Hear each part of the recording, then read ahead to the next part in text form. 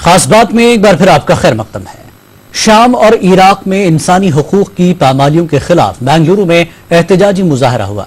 International human rights action committee के नुमाइंदों ने town hall के रूबरू एहतजाज किया।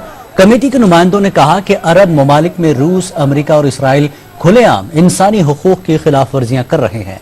इराक में ISIS की दहशतगर्दी की वजह से हिंदुस्तानी बाशिंदे भी हलाक हुए हैं। एहतजाजियों ने कहा कि पूरी दुनिया में इंसानियत खतरे में है। हिंदुस्तान की हुकूमत को चाहिए कि वो जुल्म ढाने वालों के खिलाफ आवाज बुलंद करे, शाम और इराक में इंसानी हुकूक की खिलाफ वर्जियों की मजम्मत करे। अब तक इंडिया ने एक बात उसके खिलाफ क्यों नहीं बोला है?